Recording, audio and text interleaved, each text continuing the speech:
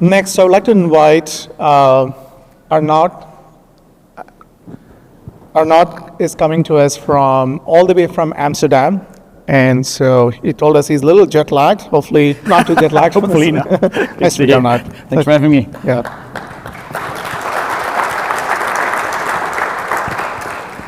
So Arnott, Basware is probably relatively a new brand name in the US. Tell us a little bit about the company's history. What do you guys do?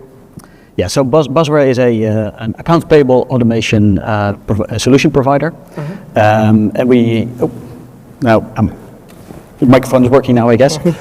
So an accounts payable solution, automation solution provider. And actually we also utilize AI and machine learning to provide touchless invoicing solutions to our customers. We have also many customers, and a few of them are very well-known brands, like for instance Heineken or Sony Music, Mercedes-Benz. I've been with the company for 14 years. In all of those years, I've led multiple teams in, for instance, professional services, but also in support. And in my current role, I'm heading the support organization for the North America region, as well as for the APAC region and our partner teams. Okay. Arnott, so you became a customer of SupportLogic, I believe a year now? A year, correct, yes. We've been live for a year.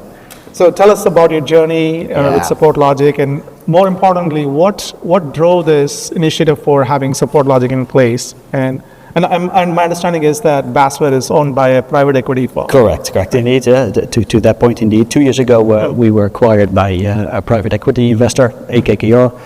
And since then, we've been one of the largest AKKR portfolio companies. One of the good things that AKKR brought to us was the focus on our customers. And actually, in that journey, also the support organization has massively changed. We have transformed our support organization from a relative classic tier, so first line, second line, third line support organization, into a regionalized customer-centric support organization. Mind you, that was quite a big change for us. Within the support organization, almost 70% of our staff actually changed solid line manager. So as you can imagine, that was quite a change for us. Was the Basware always been in a subscription business, or was it a transition to subscription business? Correct. So Basware itself is actually quite an old Finnish-based company, so originated from Finland. We are all, actually next year we're going to celebrate our 4th year's anniversary, so it's a really old company, if you like. And indeed, obviously over all those years we've been perpetual license based, and over the last few years we also made a change to the SaaS business. Okay. So yeah, it's been a journey as well. Did that have an impact on your support operations, the pivot to a subscription base? That is inevitable almost. We obviously had to focus further on the customer experience. And indeed, admittedly, that was also something that we realized when we made the organizational change, but that wasn't good enough. We also needed technology change. So that's obviously where we started to look into AI-based technology, and decided to implement SupportLogic to help us in that journey to become more customer-centric.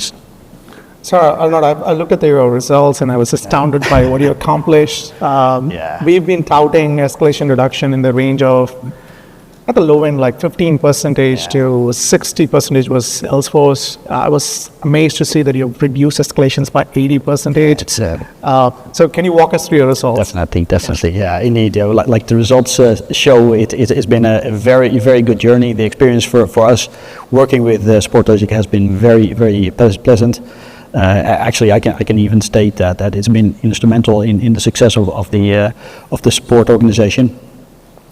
Basically, we went live almost a year ago, and when we started to measure the customer sentiment, indeed since then for our strategic customers, we've actually saw that 72% of those strategic customers actually have improved customer sentiment, and we also have a segment of VIP customers, which is which actually constitute of a million plus ARR. And in that segment, we even have 93% of them, having an improved. But more importantly, because that's for many of the support organizations, an important one is the escalations. Obviously, it was mentioned today as well already. The escalations are relatively expensive. And in the US region, so in other words, my responsibility, there we have seen a reduction of 80% of escalations. That was all due to, obviously, with the help of SupportLogic, we've been able to implement a good set of rules with some processes around it to catch those escalations early. And that has proven to be very, very worthwhile, as you can see. So we always say this, right? And veterans in the support industry will say this. It's always people, process, and technology. Correct. It's not just technology. It's not just process. It's not just people. It's a combination working in unison. Can you tell us about, you were telling me offline about product-centric support versus customer-centric support. Yeah. Can you tell us a little bit more about it? Because I thought that terminology was pretty interesting. Yeah, indeed. Yeah. So indeed, like you said, we were focused on product. So we had specialists around product. In our, as I said, all of the decades of support that we already had, we wanted to shift that to that customer experience, the support experience. And as I said, that the combination of technology together with a better organization, that proved to be a very powerful combination. Mm-hmm. And obviously that already leads to success. And mind you, we're still on the journey. Yeah, I mean, we don't consider that we're already on the platform. We still have a long way to go. We still have other functionality to implement.